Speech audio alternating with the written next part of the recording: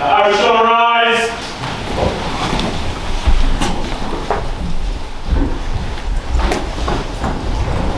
The House shall come to order.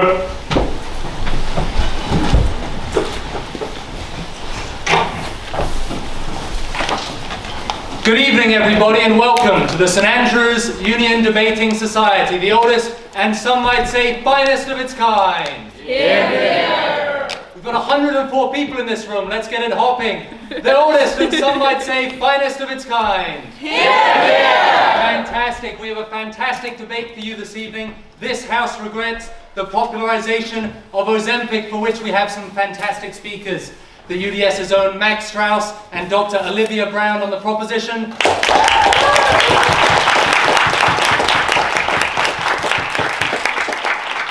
Alongside Professor Emilie Combet and Miya Turner on the opposition.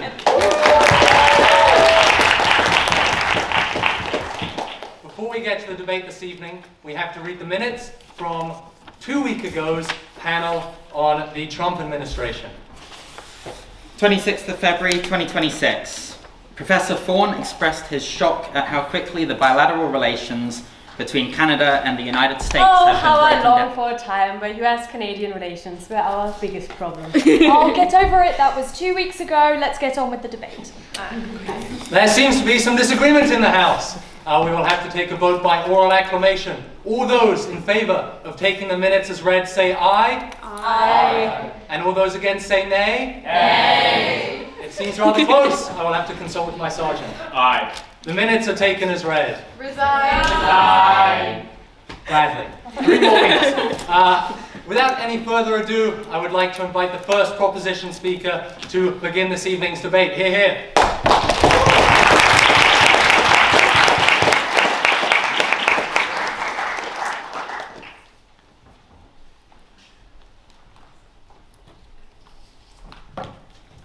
In the last few years, interest in Ozempic, particularly as a treatment for obesity, has skyrocketed. From 2021 to 2023, videos tagged #Ozempic on TikTok surged from 2 million to over 1.2 billion views. A word which had previously been unknown to almost everyone, seemingly overnight became ubiquitous in every household across the country. When you think of Ozempic, the first image that probably comes to mind might be a grandparent, a friend, or one of the myriad of high-profile celebrities now supposedly taking this miracle drug. With all this hype has come a flurry of sensationalist claims about Ozempic's effects, side effects, be they adverse or beneficial. Ozempic cures arthritis, Ozempic cures Alzheimer's, Ozempic cures depression, I've even read Ozempic cures infertility. These were just a fraction of the dozens of poorly explained and sometimes even uncited tabloid claims about this drug which I found with only a simple 5-minute Google search. It's clear there is an enormous amount of interest in, and for many people, concern and anxiety over, what exactly Ozempic does and how it works. Now, I know no one likes science in debates, so I'll try and keep this brief, but I think it's very important that everyone is on the same page with how these drugs work and why they're so important. Ozempic, also known by its generic name semaglutide, belongs to a family of drugs called GLP-1-like agonists. Other drugs in this family include liraglutide and tirzepatide, which most of you will know by its brand name, Mounjaro. When we eat food and it travels through our digestive system, our bodies are simultaneously releasing a cascade of hormones to control the speed at which digestion is occurring, what exactly is being digested, and how full we feel afterwards. One of these hormones is called glucagon-like peptide 1, or GLP-1 for short. GLP-1 is released by our gut after we finish eating and causes a range of effects, among which 3 are crucial for this discussion. In the pancreas, it upregulates secretion of insulin and suppresses secretion of glucagon. In the gut, it delays the time taken for the stomach to empty into the intestines. And in the brain, it suppresses appetite. GLP-1 agonists, like Ozempic, act by mimicking endogenous GLP-1 and binding to the same receptors, thus stimulating these same pathways and producing the effects which make it such a potent treatment for type 2 diabetes as well as weight loss.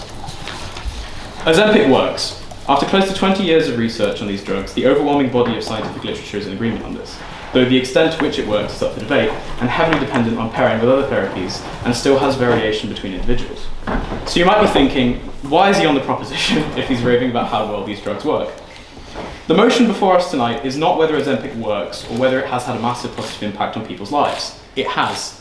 But instead, whether we regret its hyper-popularization and dominance over popular zeitgeist, And I hope by the end of this debate, for the reasons Dr. Brown and I put forward, you will come to regret it too. As a direct consequence of this popularization, for many, the explanation that I just gave has been inaccessible, daunting, and drowned out by a deluge of poorly researched, poorly written, and poorly cited attention-grabbing articles, which saturate online searches for any information pertaining to these drugs, many of them containing irresponsible, incorrect, and incredibly stigmatizing language. Though initially produced as a drug for diabetes, for most people the first thing that comes to mind when they hear Ozempic is weight loss. And a large part of the reason why so much of the discourse surrounding these drugs is solely about weight loss is that very same stigma which this frenzy of this hyperpopularization of these drugs has helped exacerbate. Obesity is one of the most misunderstood conditions. Despite decades of research proving that in the majority of cases, a metabolic and biological dysregulation is largely to blame, the popular and very antiquated and false belief that obesity is exclusively a result of poor self-control, overeating, or gluttony is still the view held by a majority of people. A 2023 YouGov survey found the most commonly held belief as to the cause of obesity was lack of self-control. In another survey, 3 in 5 people stated lack of willpower was also among the primary factors. It's impossible to discuss Ozempic and the hype surrounding it without this background. Our same obesity-obsessed culture, which shames those living with obesity, now shames those seeking its treatment. If you've ever had the unfortunate experience of being kicked in the head by a horse, you might have found yourself unironically browsing through the cesspit that is British tabloid media. Nowhere is this stigmatization more acute. Regularly, people accused of cheating weight loss, shamed rather than celebrated, with the Sun rather disgustingly going as far as to almost exclusively refer to GLP-1 agonists as fat jabs, and people's vast and rapid weight loss being portrayed as the exclusive result of these drugs, stigmatizing and overselling their effects. This has been the primary trajectory of discourse surrounding Ozempic. Moreover, as Ozempic has surged in popularity, more and more notice has been taken by governments globally, shifting interest away from long-term measures to prevent obesity and to short-term, fast medicalization of the condition. Although the price of medicating about 10,000 people with GLP-1 agonists is roughly analogous to building 30 kilometers of bike paths and around 700 public outdoor gyms, the former is much more easy to sell to the short attention span of voters in a single election cycle. But the short and long-term efficacy of such moves and their ethics are dubious. And whilst I'll leave the science behind health policy to be discussed by Dr. Brown, I do briefly want to talk about the ethics of such a decision. The Kiwi professor Boyd Swinburne first coined the term obesogenicity in the 1990s to describe the sum of life conditions which contribute to an increased likelihood of developing obesity. I don't think it will come as a surprise, but such conditions frequently correlate with socioeconomic class. More deprived areas generally only have access to high GI, ultra-processed foods, which when combined with worse community spaces and higher unemployment produce a population more susceptible to obesity. In medical ethics, we have 4 fundamental pillars: benevolence, non-maleficence, autonomy, and finally justice. The latter pillar outlines how we should strive for equality of care across all backgrounds. I seriously worry that should a government give in to this hype and start over-recommending GLP-1 agonists, the end result will be a clear over-medicalization of predominantly poorer populations, a clear violation of justice, and a direct result of the over-popularization of these drugs. Finally, in all this discourse, a crucial group of people have been ignored. People living with type 2 diabetes, a disease which claims millions of lives per year and seriously restricts quality of life for millions more. In poorly managed patients, it can lead to kidney failure, nerve damage, blindness, and ulcers, to name but a small fraction of diabetic-related illnesses. GLP-1 agonists have represented a new hope for these millions. Sounds great, right? Unfortunately, as a direct result of the hyperpopularization that we have seen and drastically increased demand for non-diabetic related purposes, prices for these drugs have soared. In September just last year, the pharmaceutical company Eli Lilly & Co. increased the price of Mounjaro by over 200%. Additionally, this huge increase in demand has led to shortages. During the peak of the 2023 to 2025 Ozempic craze, countries across the globe, and especially Britain, suffered from major shortages as a direct result, leaving thousands without potentially life-saving care or being forced back onto older, less effective medications with more side effects, or forcing others to pay extortionate prices at private clinics or travel abroad, something which no one should have to do simply to receive basic necessary care. And this isn't just some rhetorical device. We have real case studies of occasions where hyperpopularization has led to shortages of life-saving drugs. The results? People die. In 2020, when Donald Trump falsely tweeted that hydroxychloroquine, a drug used to treat arthritis, lupus, and malaria, could treat COVID-19, an 80% increase in requests for the drug in the immediate aftermath led to over 7,500 people losing their life to conditions they had been previously treated for. When expectations exceed outcomes and drugs become more like pop culture fads than medical tools, people die. Thus, to close the debate for me, the debate tonight is whether this House regrets Ozempic's popularisation, a craze which has deprived those in need of medication, helped entrench harmful misconceptions and stigmas, and opened the door to an uncomfortable reality where the ethics of justice are ignored and politicians choose vapid wins over meaningful change. For all these reasons and many more, I'm proud to propose the motion, this House does regret the popularisation of Ozempic. Thank you.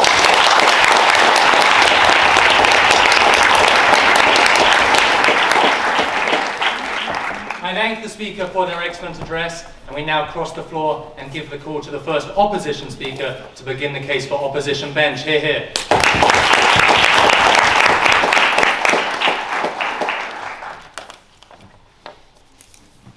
Thank you very much for inviting me to be part of this debate and contribute some perspective on the motion. Day to day, my work is on obesity, weight management research, and I'm looking specifically at how the biology, the environment, the psychology interact to shape people's health and weight trajectories, and how our system responds to those. And as a trustee of the Association of the Study of Obesity, I see obesity as a complex, chronic, relapsing, remitting condition that deserves treatment, free of stigma, and the fact that obesity is never a lifestyle choice and we should never frame it as such. So this is a perspective that I'm going to bring when I approach tonight's motion, which is this House regrets the popularization of Ozempic. And I would like to start with some definitions. So when we say Ozempic, Ozempic is specifically the trade name for semaglutide licensed specifically for the treatment of type 2 diabetes, not specifically for weight management. For weight management, we've got a different brand which is called Wegovy, which is a higher dose. So those drugs are regulated, they're not available over the counter, and they are the same molecule, GLP-1 receptor agonist. We've heard the presentation just before from our colleague across the floor, and they act on appetite, glucose regulation, and a number of pathways. By popularization, I think that's a really important topic. I understand awareness, greater visibility, the fact that we've got a drug that has moved out of specialist clinic from scientific journal onto newspapers, social media, yes, sometimes not always very effectively, but still, to the dinner table conversation, really opening a conversation that often was taboo, still full of stigma. It is now more visible, it is argued about, yes, it is hyped quite often, but the proposition wants you to regret that visibility, and I think this is wrong. So what I'm going to argue is that we need to recognize those specific pharmacological agents as one of the extra tools in the toolbox to treat a disease which is called obesity. We should not regret the popularization, but the mismanagement of how this knowledge, awareness has come to those dinner tables, and the fact that the hype, the inequities, the lack of safeguard are the problem, not talking about it. And that we need to celebrate the fact that an effective treatment is now available for serious chronic disease and on our mainstream. And finally, I want to acknowledge how popularization of those pharmacological solutions, like Ozempic or Wegovy, has opened up an important conversation about obesity as a disease and has shown some really important light on inequity, the fact that there's a postcode lottery, that some people cannot access treatment in certain areas in the UK. So my argument will be how we should A, celebrate this tool, expanding of options, B, regret only the mismanagement in terms of how they've been popularized, and C, how they've exposed our broken system. So first point, obesity, semaglutide, one more solution in the toolbox. We define obesity as this chronic relapsing multifactorial condition. It is complex. It is not one disease, it's many different diseases, and it's certainly not a 12-week lifestyle disease that demands a short-term solution. It behaves very much like hypertension or depression. If you stop treating it, it relapses, it comes back. It's not something that is linked to willpower. It's not a hype. And not all obesities are the same, and different people are going to require different treatment options. Some will need behavioral solutions, some will need surgical solution, and some will need pharmacological solution. And semaglutide, the molecule is relatively new. It was licensed in 2017 as Ozempic, then later on at Wegovy in 2021. It's potentially why people talk about Ozempic rather than Wegovy. It's a little bit older, and it's really one of several molecules that kind of act on those receptor and pathway. It's amazingly powerful. In the step 1 trial, adults with overweight and obesity lost on average 15% body weight over 68 weeks, and that weight loss was retained within 2 years. 86% achieved at least 5% weight loss, and roughly half reached 15% or more. This is life-changing. This changes the course, the metabolic course of a disease. And the effect is almost as powerful as bariatric surgery. And that's quite interesting, because bariatric surgery is that surgical treatment that is going to really impact people living with obesity and really help them live healthier life. Sadly, if we compare our statistic to France, in France we've got 40,000 bariatric surgical procedures per year for a population size similar to the UK. In the UK we only have 8,000 NHS surgical procedures plus about 6,000 private, much less. So we've got an under-provisional solution. Now, we've got those drugs, pharmacological solutions that come, and are one extra treatment options. And those are needed because patients need solution. Waiting lists are long. In the UK, only 3% of primary care patients were referred to a weight management program. Waiting lists are often 18 months or more. Only 1% of patients with severe obesity got bariatric surgery in the same time. There is a big gap asking for solution for those patients. And pharmacotherapies like semaglutide are the right solution for some people, not everyone, delivered under specialist weight management care with proper wraparound support. And it's not free for all. NICE recommends that semaglutide is only for adults with obesity and at least one weight-related comorbidity with a BMI threshold.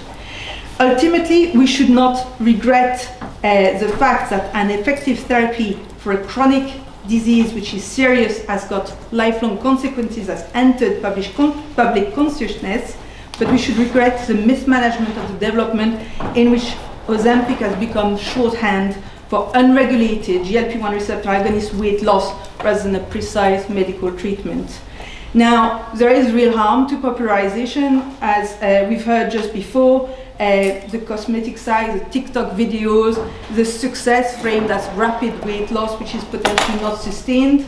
But ultimately, we need to look specifically at the failures of regulations, the failure of supply planning, potentially limiting the drug availability to people suffering type 2 diabetes, and the failure of regulation of digital commerce. And those ultimately have been the source of much anguish, stigma, and potential harm. So at the moment, we should not agree that this is sufficient proof that we should wish a very effective treatment back into the shadows. And finally, I would like to remind everyone that we do not regret the popularization of antibiotics, despite the fact that many people demand antibiotics for viral colds. Instead, we regulate prescribing, we educate the public, and we manage supply. The same should apply for those drugs here that we're talking about. And finally, I cannot regret that the popularization of pharmacological solutions like Ozempic and Wegovy has opened up a debate and conversation about obesity as a disease, and has especially shone a light on issues linked to treatment access and equity. People are talking about that. People are realizing that accessing those drugs is difficult, and that if you live in one part of the UK, your access will be totally different compared to the access of your friend on another side of the UK. And this is particularly important when we speak about obesity as a relapsing, remitting disease. We've got now an honest public conversation about biology and chronicity. When people stop taking the drugs, the weight comes back, because biology and environment reassert themselves without the drugs there to control the disease. And this is exactly why we do continue taking blood pressure tablets to control hypertension. So rather than providing us a quick fix, the popularization has helped expose the fiction that obesity is ever solved by willpower alone. And I'm not arguing that semaglutide is for everyone. I'm arguing that in a country where we've got so few effective therapies available for everyone, regretting the visibility of one of the most powerful novel tools to manage obesity is somehow a strange place to land, especially when conversations have the power to destigmatize treatments, and ultimately popularization as exposed, not created, of failures on equity, services, and supply.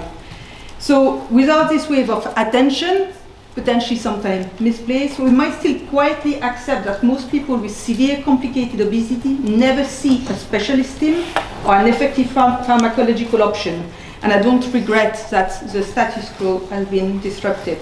So if tonight's motion was the House regrets the commodification of Ozempic on social media, I might have voted for it.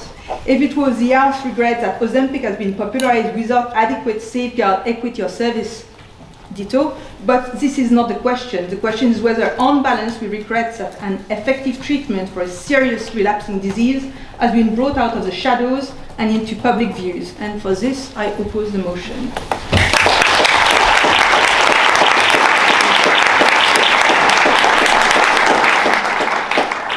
I thank the speaker for an excellent address, and now we cross the floor and give the call once again to the proposition to continue the case for proposition bench. Hear, hear.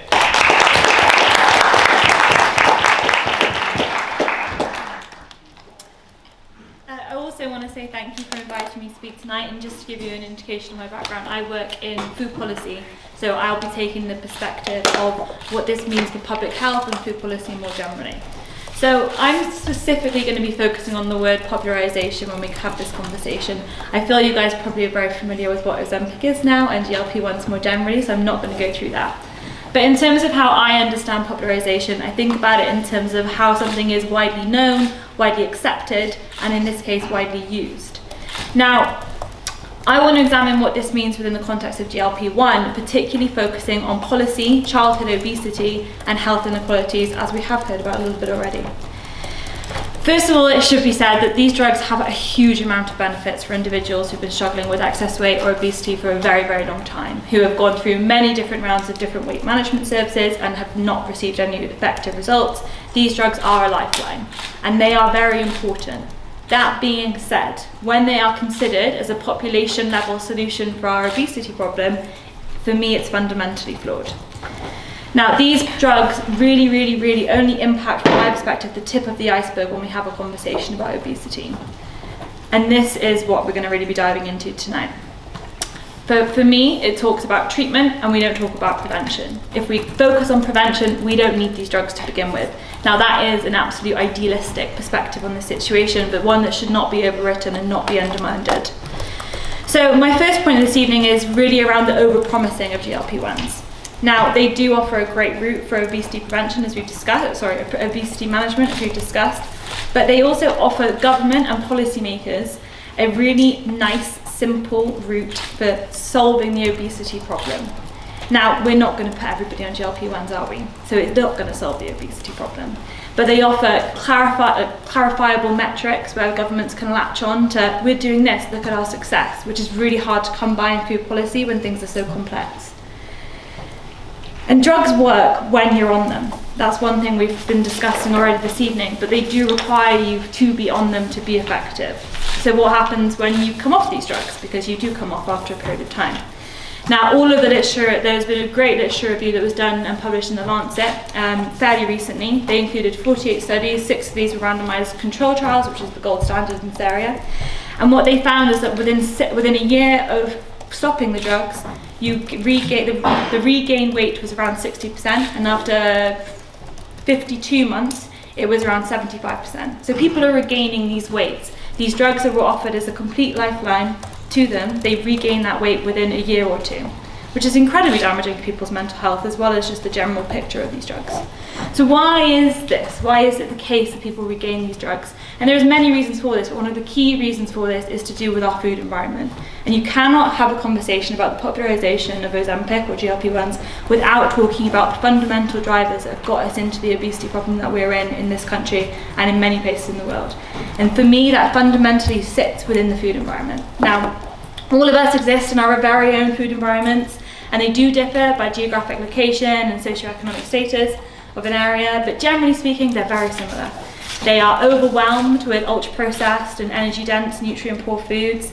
You are completely bombarded by marketing, promotion, advertisement of these very products at all times. You get pop-up notifications on your phone for deals on Just Eats. They quite literally have created a food environment which is inescapable of this junk food, and we call it like a junk food cycle, but there's many other ways to describe it. We've spoken about Swinburne already this evening, and he coined it the obesogenic environment, whereby it is far easier to live in the obesogenic environment and consume this kind of food product than it is to consume healthy, fresh vegetables. And that's raw food, and that's not even considering the price element of this. So if you were to sustain the government's standard of a healthy diet, and you're from the most deprived group in our society, it would cost 70% of your disposable income to achieve that diet. 70% is a huge proportion of somebody's income. And that's just disposable income. So my fear with the popularisation of these drugs is that we distract from the policy landscape within food policy. We give our government and policymakers this option to use treatment rather than prevention, and we muddy the water in already a very, very complicated space where policy is not easy to push through. We also play into the food industry's hands, because it's a great way for them to say, hey, don't do this, don't regulate us. You can just rely on this side of things. Look, there's progress here, there's evidence here, there's clear stats here. And that's very dangerous for food policy. And we have to think about the fact that the rise of these drugs dampens the urgency for real action. And in food policy, you see time and time again them being watered down, delayed, or just completely abandoned. In UK history, we've had around 700 policies proposed. We certainly have not had 700 policies implemented. And this brings me to a really important and key thing about the industries that are involved in this conversation. So you have the food industry, a huge mammoth, really, really profitable, control really our entire food system and food environment. And it's really controlled by a very, very few number of industries which push this high fat, sugar and salt foods. They're creating our food system, we gain weight, we become obese. We then have another industry come in, again very lucrative, I think it's around £31 billion industry, and then they offer us our solution without really, really engaging with the fundamental drivers that are getting us there to begin with. Now we can't have this conversation about the culture without the cultural implications too. I'm sure everyone in here has seen some form of discussion around Ozempic and Ozempic face, Ozempic butt, all these different things. My personal research I've carried out with misinformation on social media around food and diet, and what we've seen is the complete pressure that young people are facing to look a certain way, eat a certain way, and this drug fuels that 100 times over. There's been the rise of discussion of heroin chic, which is apparently a desirable image that has now come from Ozempic, and that's come out in my research alone. And I really fear for the looming mental health crisis that we will eventually probably have as a result of these drugs too, particularly within young people. Which brings me to one of the most important parts of this, which is thinking about children and young people. Now, yes, these drugs are great for weight management, but what are we going to do about our rising childhood obesity problem? We're not going to be injecting or giving pills to children, and I personally don't want to live in a society which wants that either. So without really focusing and challenging this prevention argument and focusing on and over-popularising GLP-1s, we really risk creating or allowing our society and food environment to continue the way it is without putting pressure to change the future of these environments for children. Now, when you're thinking about childhood obesity, really the window for prevention is so small. We have to have action soon, and we have to have strict, bold, courageous policy making, which is hard to come by, particularly when you have an argument that treatment is so successful. That's my main fear around the popularisation of this drug in this area. Now, what's expected is that by 2035, it will be, in some parts of the country, the majority of children will be overweight or obese. That is a terrifying thought for not only just their own individuals' experiences, but just the future of our society, economy, everything really comes down to this. And we need to have clear action within prevention and not overly focusing on treatment. Not to say that treatment's not important, it of course is. So we now also have to consider what this means for inequalities. Right now, a large amount of users of GLP-1 are private buyers. They're not getting it from the NHS, they're purchasing it themselves. They're generally women. I think it's around between the ages of 30 to 55. This does not reflect the reality of obesity in our country. You are twice as likely to be obese if you're from the most deprived groups in our society, and these are not the ones receiving these drugs at this point in time, which does of course link into equity arguments we've had already. But what's also happening in these most deprived environments is that they live in food deserts, they don't have access to fruit and veg, they don't have access to affordable fibre, beans, pulses, oily fish, and we're just completely forgetting this whole conversation because we're so focused now on the future of the treatment and drugs and Ozempic. So what do we mean to do here if we have children who we're allowing to live in this environment until they become 18, struggling with their weight problems, and give them medication which they'll be on and off throughout their lives because we're not changing the environment around us? That's a scary future to have. So I'm standing on this side of the room today and regretting the popularisation of Ozempic because the popularisation aspect of this. I believe it has a really important place in weight management, but I do not believe that it is the future of obesity prevention or obesity more generally. And I'm scared about the future of focusing on this area, particularly within the policy-making landscape, which is so challenging. And I fear for the future of us culturally with this obsession with extreme thinness. So those are my main remarks for this evening.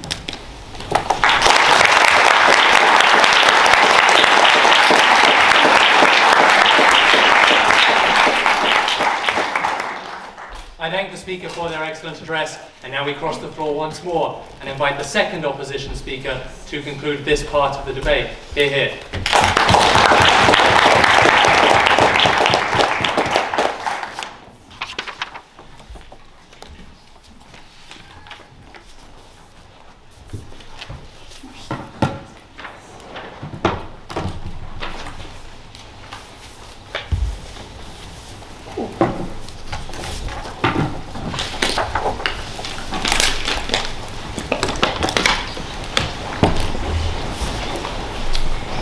I'm similarly very grateful to have been invited to speak on this debate. I hope I can continue the highly interesting conversation that we've been having, though I'll admit to having not quite the same level of commendable scientific background as the other speakers in today's debate. I shall start with some responses to proposition and then move on to explaining why the popularisation of Ozempic has improved the market offerings for people desperate for these medical lifelines, while also improving access to education and scrutiny of these drugs. A couple of things to respond to from proposition. Firstly, is the idea that we have poor education on GLP-1 drugs as a result of the popularisation of Ozempic. It is absolutely undeniable that there exists significant misinformation about Ozempic and similar drugs which aim to offer people weight loss medication options. But only with the popularisation do we see such significant parts of the population talking about these drugs that we were able to have more effective forms of education being offered. So the popularisation shifts this conversation from something which happens in the back rooms of doctors' offices into something which National Health Services are discussing, which people are frequently pushing back upon misinformation which they seek. So I do think that while education at times can be bad, we are able to get it better when we have popularisation and mass understanding of these medical options. Second is the idea that we will end up over-medicating poorer populations, as this is where a majority of instances of sort of chronic obesity exist. I think this is a problem that we are all likely keen to avoid. We don't want a situation in which individuals are being over-medicalised or being forced into taking drugs which are harmful to them.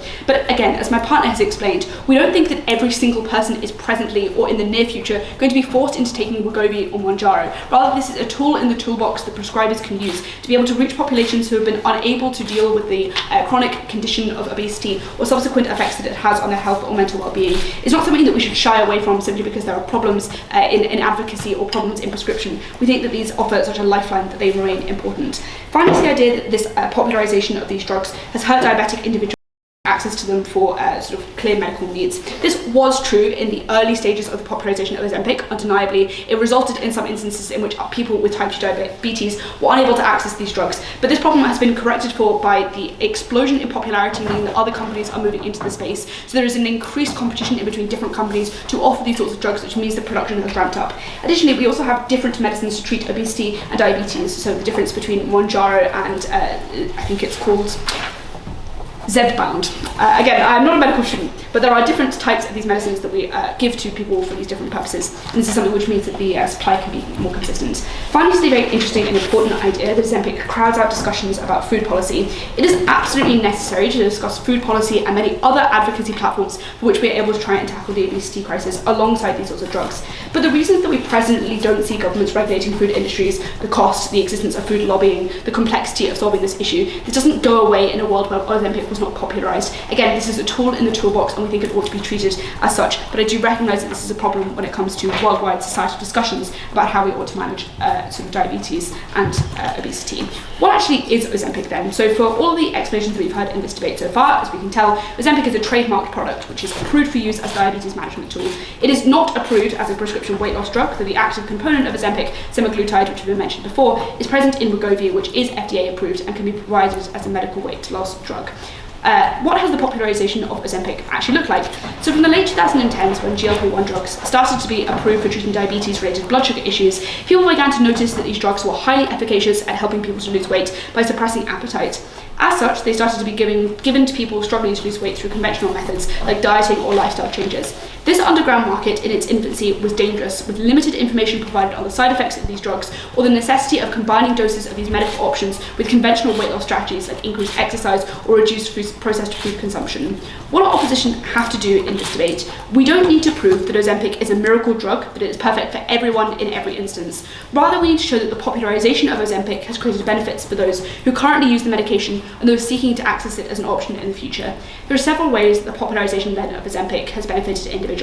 The first is through the increased competition of the market for weight loss medication. So Novo Nordisk, the company which makes Ozempic, was founded all the way back in 1923 and formally entered the market for weight loss medication in 2021 when the FDA approved their product Wegovy for use as a weight loss aid. In 2023, the same product was approved for prescription by the UK government, and Wegovy is currently licensed to be prescribed in over 30 countries. The incredible profits made by Novo Nordisk, which became Europe's most valuable company in September of 2023, motivated several other pharmaceutical companies to invest heavily in developing weight loss medications. The most notable of these is Eli Lilly, an American pharmaceutical company who received approval in 2023 for Mounjaro, their injectable weight loss competitor for Wegovy. This competition would not have emerged without the popularisation of Ozempic. Companies want assurances that their investments are going to be paid back with a suitably large market before they wish to invest in developing these products in the first instance. Thus, the popularisation of Ozempic gave the incentive for many other companies to enter into the space to create competitors, and I'm now going to explain why that competition in the market is efficacious and helpful. 4 reasons. The first is it forces improvements to the products being offered. So if people can jump ship to the offering of a competitor, companies constantly have to innovate with their products to ensure they remain the first choice of enough consumers. They're able to turn a profit.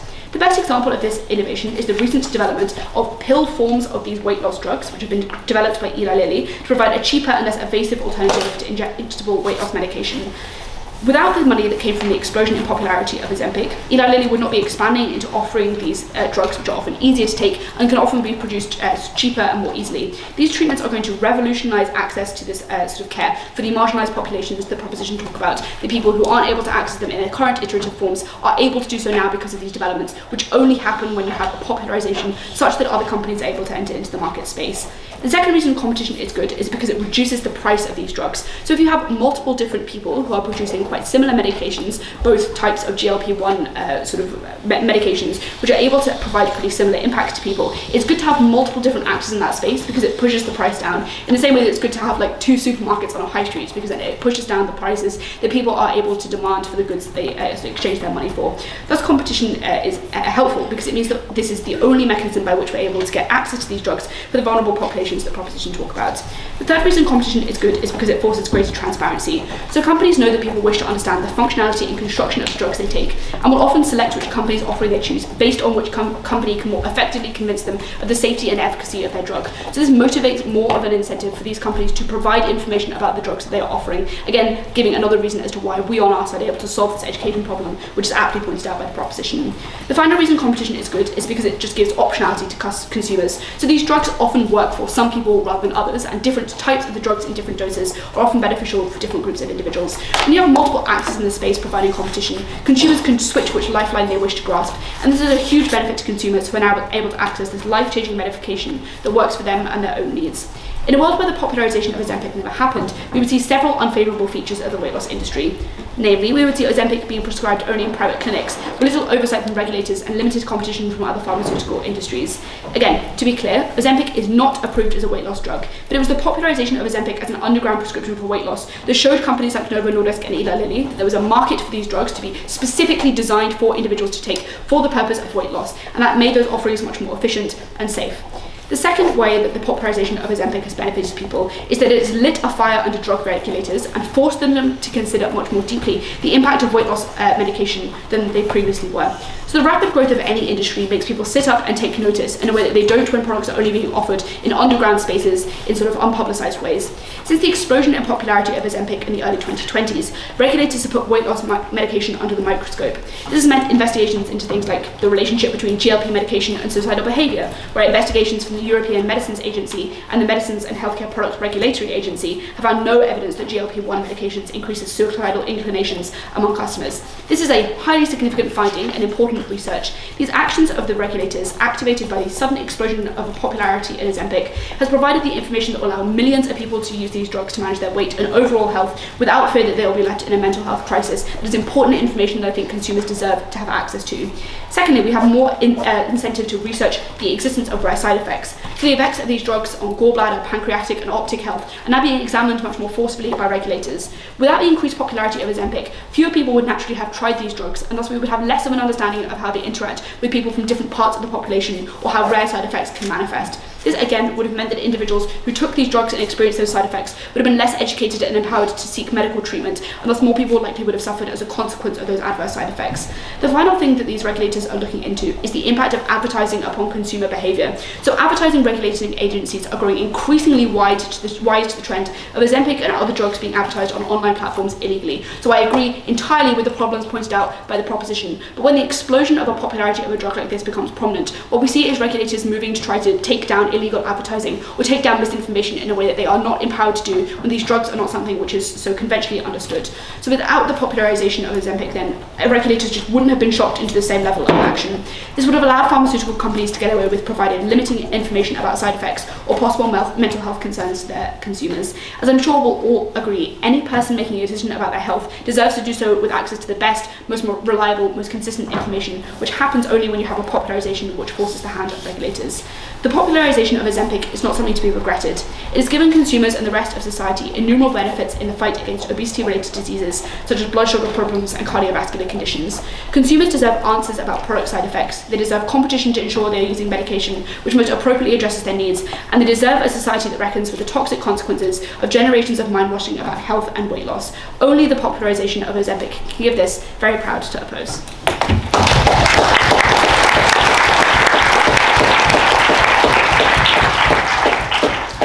I thank the speaker for their fine address, and it is now time to move the debate to the floor, which means the audience.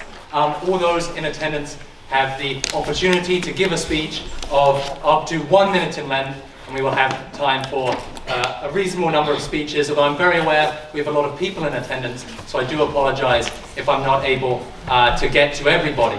Other matters on the floor speeches, we have a prize this week, which is this ginormous trophy that the winner of the floor speech prize, to be decided by Ian and myself, will receive.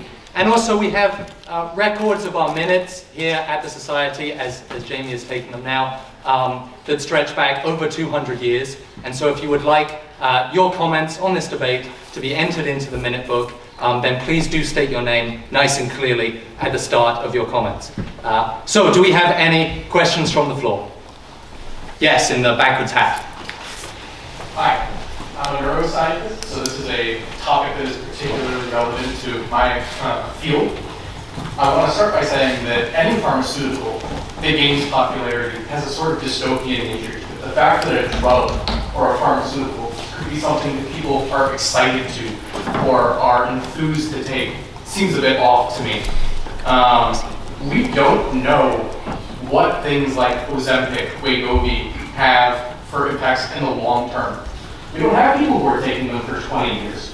Only now are we starting to see some of the effects that they have on the pancreas, on the bones, and ultimately on the brains of individuals who are taking these drugs.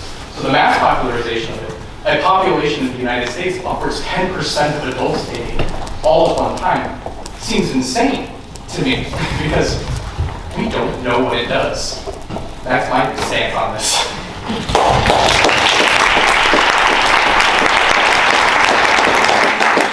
Do you have any further questions from the floor? In the red top. I'm Callisto from Minutes. I just wanted to point out some things that opposition was talking about, how in theory GLP-1s will lead to more choices for consumers. Pharmaceuticals aren't really an industry that target consumers. There's no reason that Eli Lilly and Novartis can't just form a duopoly on these drugs and just keep the prices high between themselves. Furthermore, they're not selling directly to consumers, they're selling to doctors, in the UK, they're selling to the NHS, like through the government. In places like the United States, they're selling to health insurance companies. And especially in American markets, there's no real desire to try and keep these prices particularly low. This is something that can be passed on to the consumer. Europe has a slightly different direction towards pharmaceuticals. They want to keep them low, but that comes at the cost of hugely inflated prices on the other side of the Atlantic. So really, there are very few reasons that increased competition is actually going to lead to fairer conditions for consumers.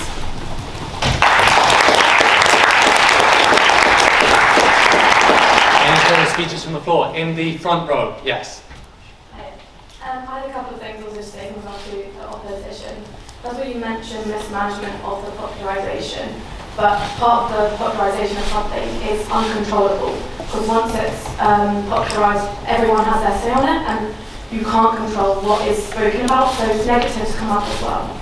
And I think this is also important to think about the side effects aspect. Like you mentioned the pancreatic side effects that come up, people are also hearing about that, and those people who actually need those drugs as well are afraid of taking them because of those side effects, and also the fact that there's not long-term kind of effects on it. And additionally as well, you mentioned briefly about the kind of the size of ads of it, but I think this is something that's really, really important to think about, because it's been proven that there's been significant amounts of ads targeted to individuals, especially managing with weight problems or anything, to buy these drugs and to enhance that private market, and that's extremely damaging, because the misuse of these drugs can have massive impact, and the popularisation has directly led to that. So it's really important to consider that when you think about popularisation, because this wouldn't have happened to the scale it would have without it.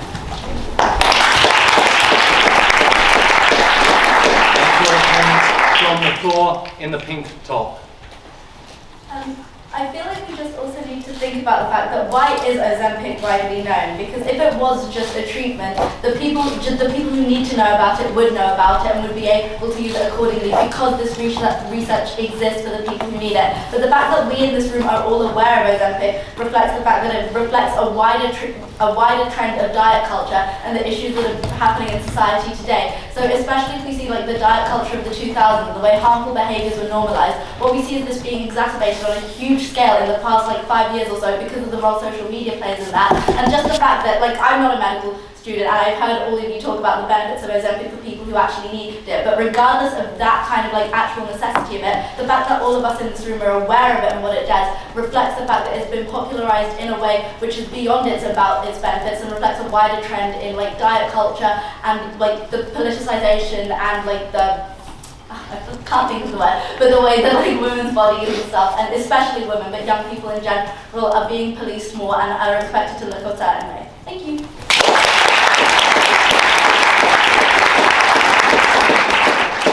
Any further speeches from the floor at the end of the row?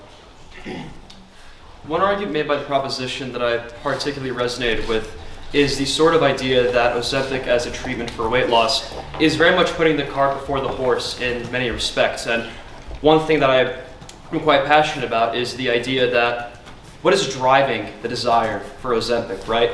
It's ultimately disillusionment and alienation that ties into both body image, the lack of third spaces related to physical culture, and the food and the poor quality of it that is routinely pushed upon us by corporations who are effectively giving us products that make us ill routinely.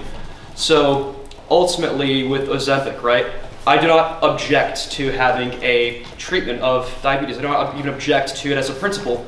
But what I do object to it is a band-aid or a one-size-fits-all cause for a much more deeply rooted epidemic that we are facing in society, which is the need to ultimately tear out the roots and address the much more poisonous means of existence and subsistence that exist today, right? We cannot ultimately rely on Ozempic to address or try and fix the complete toxicity of the food industry and the water as a whole that is actively poisoning human welfare and human life.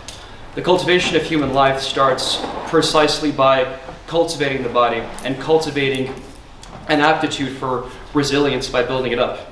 And furthermore, by actually building up these holistic communities around food, around physical health, and again, creating and promoting these third spaces that are sources of bonds and great and deep ties that provide people with some of the most formative attachments of their life, that provides the bare necessity of culture in many aspects, I think is a much better place to start rather than merely trying to pump all of our money into another drug treatment. Thank you all. Any further speeches from the floor? Yes, the other end of the row. Hello, I just wanted to say first of all congratulations to the speakers. I was invited to present last year at this wonderful union and it's very nice to be back. I have a question regarding the environment, which is something that's not been touched upon. So this is actually for both sides. So on the one hand, I wanted to ask the opposition about the use of plastics when it comes to the generation of Ozempic and then other types of medications, because surely, I mean, I don't know much about medicine, but surely the use of single-use plastic cannot be beneficial to the environment.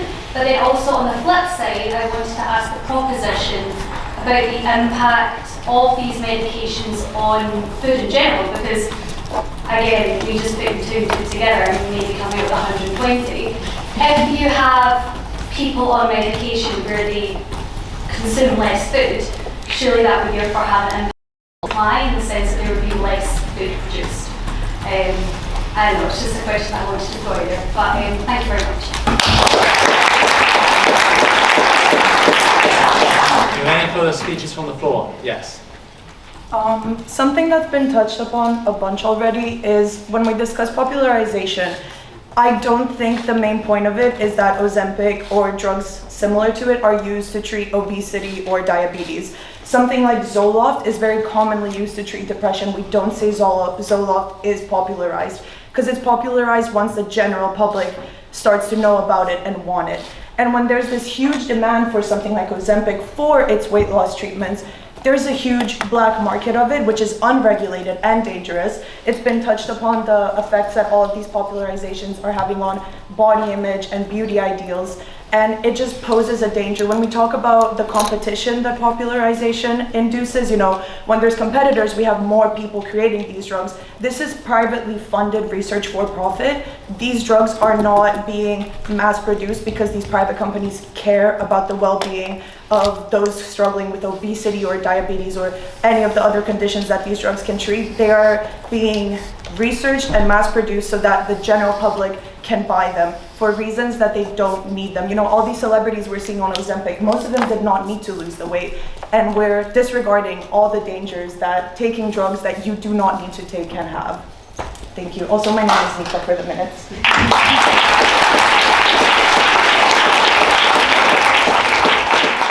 Time for one further speech from the floor. Yes. Yeah. Okay, great. So just kind of going to the point about the popularization and creating competition. My concern is if we were watching drugs being mainly consumed by a section of the middle class that are very much involved with diet culture, we're not really encouraging brands to develop in ways that are going to be beneficial for these lower income areas that we're discussing. We're going to look at maybe it being much more of a trend, fad-based thing that can be used as a wellness alternative or holistic alternative. So they're not actually being motivated in the right ways. I also think as we're talking about the unknown effects, something that concerns me with the way Ozempic's been popularized and how it's been dragged into diet culture, it's feeding an ongoing mistrust in medicine. Because as we're seeing these drugs be taken by people who do not need them and different side effects developing, we're going to see a lot more questioning as discovered, but also a sense of, oh, no one actually wants to cure us, they just want us to pay them. And we're seeing that in different forms of psychiatrics, like ADHD medication. It's got so much misinformation around it already. Why are we expanding this into the diet space? The fact is, as we've been pointed out, competition in between governments and big companies actually does nothing but benefiting holistic solutions, because with election cycles, people just want quick solutions to get good votes. And we need to readdress how we look at popularization, because we're not educating about it the way we've even educated about antidepressants, although there's a huge amount of issues around that. We're educating it as something that then becomes a feedback loop of judgment. Take Tyler, the Creator lyrics of judging people for using Ozempic as laziness. We're going to get into a system of, you're going to be judged for taking it if you need it or not, but you're only encouraged to need it because people need to be skinny. With that cycle, Are we actually popularizing healthy medicine, or are we just making everything 10 times more consumable and far away from the actual educated spaces? And my last thing is, I think with anti-intellectualism on the rise, that is something this House needs to take extremely seriously. No, the idea that any news is good news is completely wrong in this case. Thank you.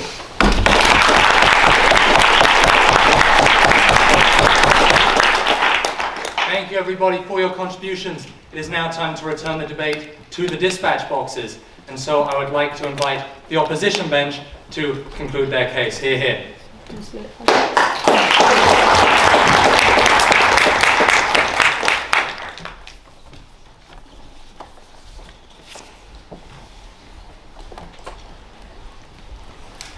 I think it's absolutely fascinating to hear all those different perspectives, because it's not a really easy motion to really decide on, because we all can think about circumstances when those specific drugs are going to be life-changing for someone. And we heard, well, there is something usually a bit dystopian about a new drug. Why is there such an appetite? But there's such an appetite for it because it's filling a massive gap. There has been no significant, really accessible treatment up to now, and this one is not that accessible when we think about it. We heard that the mismanagement of the popularization is not always controllable. Well, there's a lot of things that we can control. We can make sure that there's strong regulation of what are adverts on TikTok and Instagram when celebrities do promote this treatment that they've been on. This should be controlled. We can really think about careful regulation of who prescribes those drugs. Fair enough, we can access them sometime depending on a certain number of criteria, a high BMI, a comorbidity on the NHS, depending on which part of the UK you are. But we can also access them privately, again with some criteria and some level of controls. But this needs further regulation, and a lot of us think that we need strong wraparound care so that people who do access those drugs, when they discontinue them, are supported to transition back to a diet which is healthful.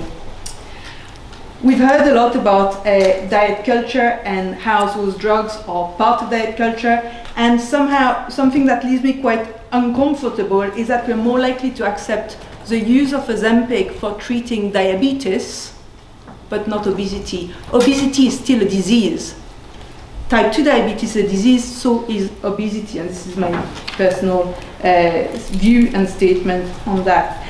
And I thought the point about plastic was really interesting, and one of the earlier versions of those type of drug, I think liraglutide, was a daily injection, so a pen every day, so quite a lot of plastic. Now Ozempic and Wegovy are weekly injection. We're going to move to formulation which are tablet based, so hopefully we're going to see a reduction in plastic usage. And yes, we don't say we are on Zoloft, but there is a lot of formulation for depression. When it comes for obesity and weight management, there are very few formulation available. This will change, the space will change, and hopefully the regulation will come. But ultimately, I do not think we should regret the visibility of this treatment and retreat into stigma, keeping those effective tools hidden from view, whilst ineffective fads really continue to proliferate without challenge. They provide a genuine solution for obesity, for weight management, for type 2 diabetes, and continuing to speak about them, and speaking about them in spaces like that is critical and should continue happening. I'm going to leave the floor to my colleague.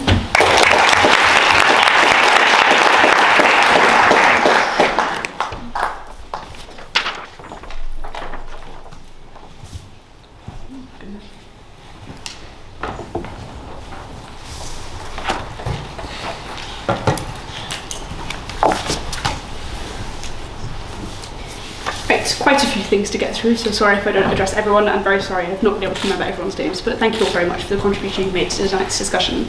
So just in general, I agree that Ozempic cannot solve all of the problems that society faces with obesity or obesity-related conditions. What I don't agree with is that just because there are problems with a type of medication, just because there are issues in the way that a type of medication is advertised or publicized, this is enough to regret it becoming available to more people based on all of the successful impacts that this medication has had that both sides of the debate have agreed on. I'm going to go through a few of the speeches. So firstly, to the idea that we don't know the long-term impacts of this sort of medication.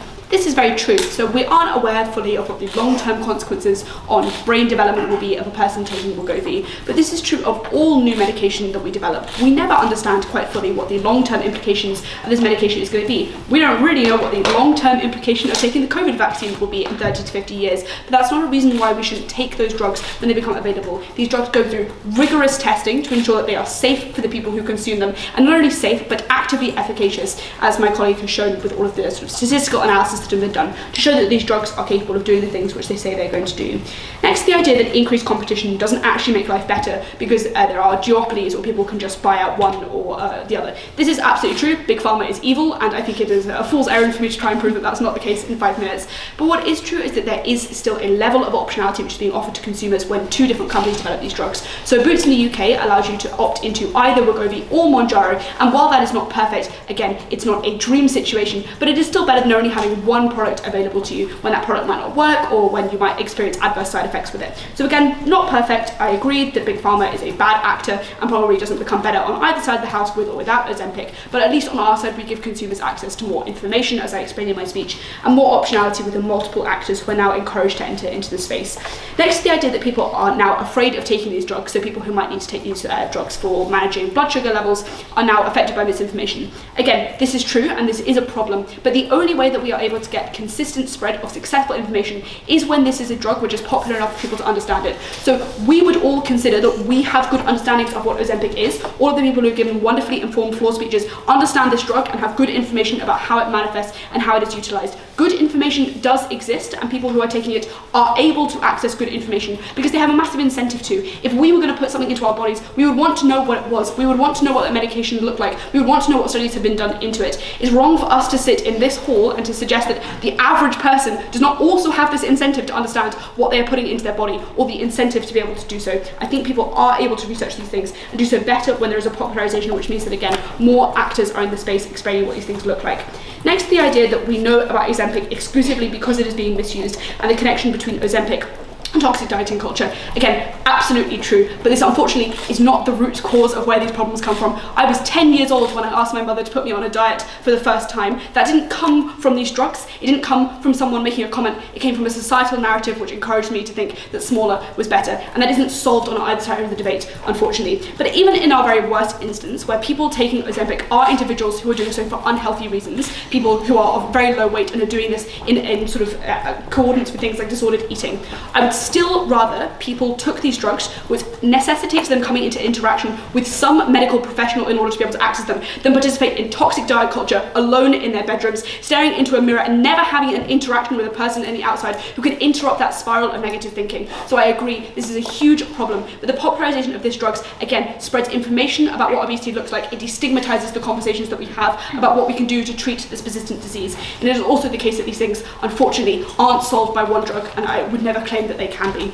Finally, to the use of single-use plastics within the industry. My partner's already quite clearly explained why we think that probably this is something which is decreasing. Again, calling your attention to the fact that we now have on the market, likely to be approved in April of this year, a medication which does exactly the same thing as these injectable drugs, but in a form that is easier to take, in a pill format, which is cheaper and much more accessible. That is something that we are looking forward towards, thanks to the popularisation of these drugs. But additionally, yes, like single-use plastics are bad, but there is a scale to which these things are bad. So again, we wouldn't say that we shouldn't vaccinate populations just because there are single-use plastics involved in the administration of these vaccines. I think that single-use plastics are an important way for people to be able to access these tools, but I completely understand the arguments that this is an environmental impact. It is something that healthcare provisions and individuals who are opting to taking these drugs should consider when they do so.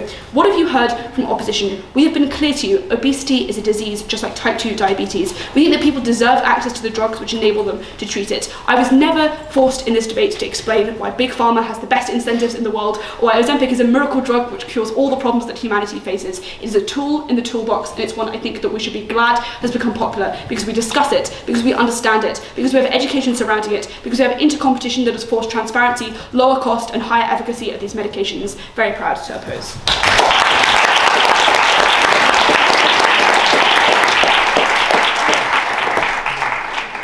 I thank the speakers for their excellent address, and it is now time to call on the proposition bench to conclude the debate. Hear, hear.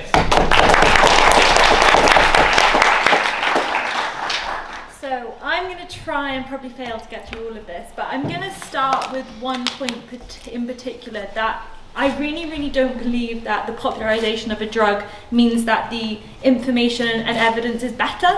That I find really difficult to hear, because I actually think it muddies the water a huge amount. People are getting the information about Ozempic not from medical experts. And we are under a very false illusion if we think people are spending their time reading academic papers about Ozempic, because they're not. They're looking on TikTok, they're looking on Instagram, probably looking on Twitter, a bit of Reddit maybe.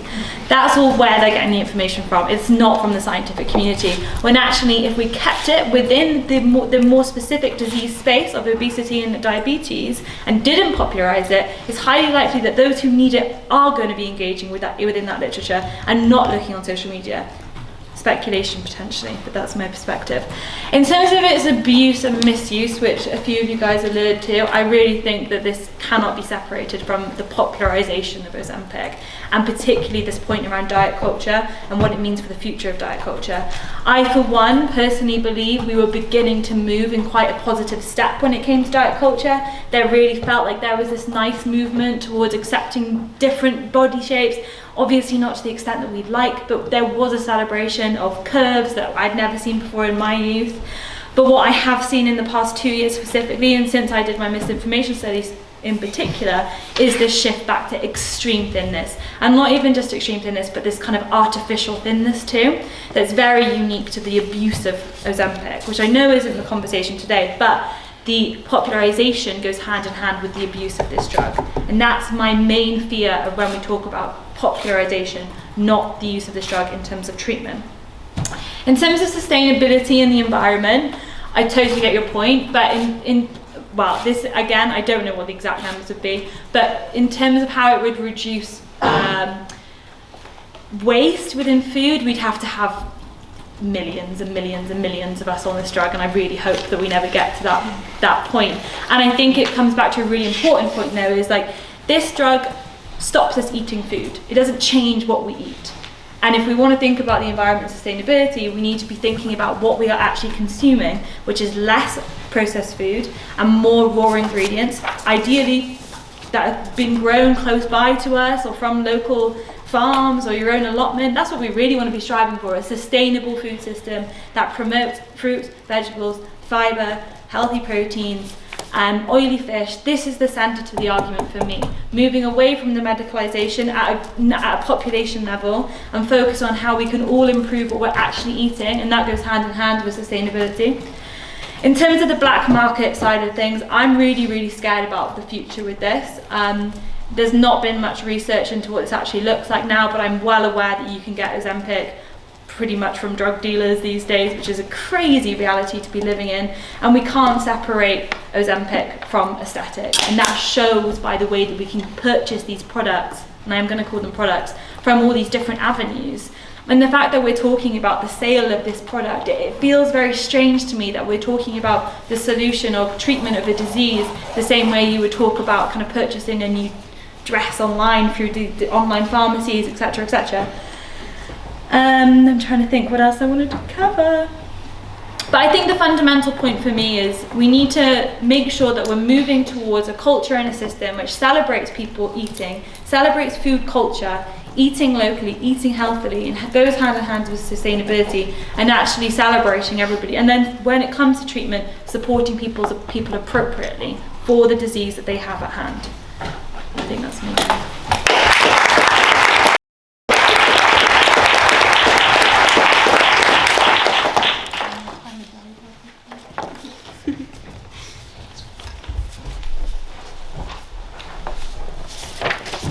So a lot of the points I was going to address have already been addressed. But yeah, when it comes to where most people get their science and health information from, I don't think we can correlate a rise in popularity with a rise in better quality of information. Particularly younger people get the majority of their science and health advice from short-form social media content. These short-form social media contents like TikTok are run by algorithms which prioritize effectively like hatred and vitriol. They actually exacerbate stigma. That's why we've seen people like Zuckerberg in court, because they refuse to take down misinformation from their own platforms because it's just that profitable. So I can't remember exactly what the literary age, the reading age in this country is, but from memory, it's something like single digits. Like, particularly with older people, there is a real inability to access very, very academically worded explanations. We are not seeing people who go into their GPs asking for Ozempic, having read 12 scientific papers on the effects and side effects of it.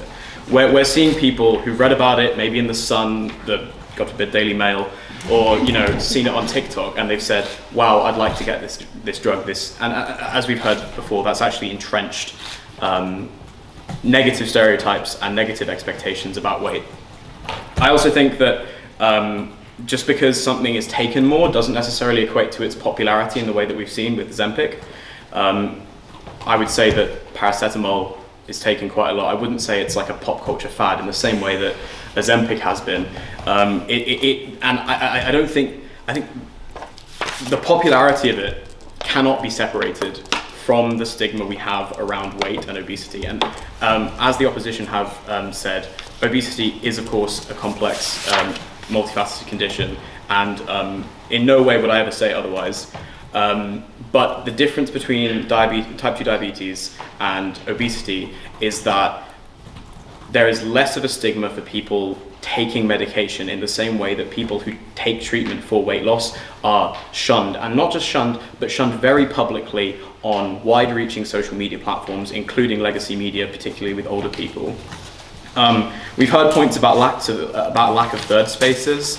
I completely agree with, as I said in my speech earlier, the money that we use to buy GLP-1 agonists could easily be put to use building bike paths, outdoor gyms, better programs that combat childhood obesity, as well as obesity in adults. And I think that's just a much more holistic and long-term method to prevent obesity. I also think the fact that we have more companies making it, as has been addressed a bit, doesn't actually really reduce prices. It doesn't actually increase demand. The way these big pharma companies work is they try and patent as many versions of the drug as possible so that they can choose which ones go on the market and when. We've seen that with Eli Lilly and co raising the prices. We've seen that with Ozempic being incredibly hard to get and moving on to black markets. And we've seen effectively a commodification of these drugs. They're not seen as medication. They're seen as the thing you do to get thin. And I don't think that's a healthy way of looking at them. And I don't think that's how medication should be approached. So I think what we've actually seen is healthcare become less accessible and misinformation become more rife. So yeah, that's all. Thank you.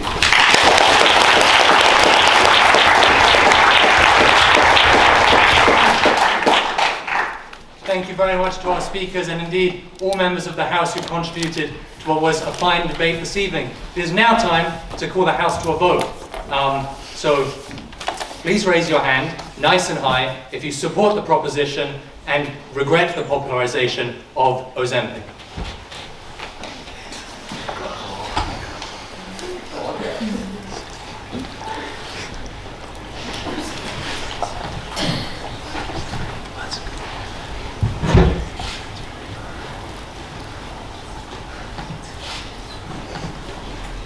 If you're on the back, you do it really high. do you not have enough from the front, do you think?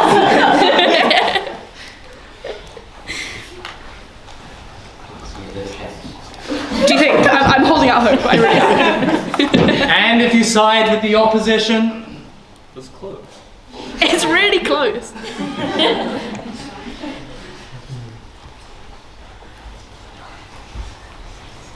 And any abstentions? Liberals.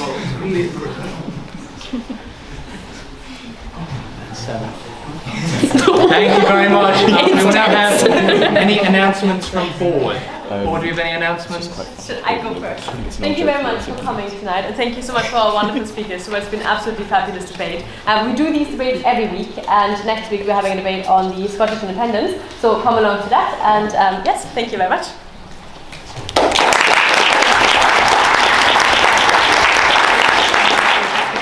Any other announcements? Yes, Phoebe. Hi, I'm Ariel. I'm your social sec. If you found that really interesting, which I certainly did, and you want to keep talking about it, please come with us to Main Bar in the Union after this. Everyone's welcome. Have a drink, have a chat. There's so many of you I want to talk your ear off to, so you've been warned. And that offer also goes to our speakers. So please feel free to continue the discussion after this debate. Thank you.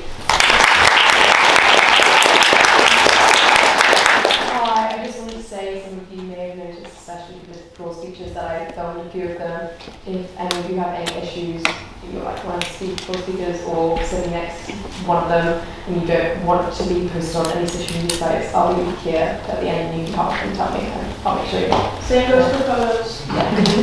Thank you.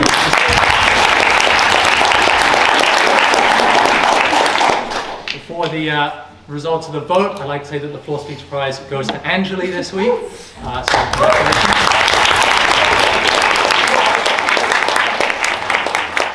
And to announce the results of the vote, with 76 for the proposition and 9 for the opposition, with 7 abstentions. The ayes have it, the ayes have it. Thank you very much.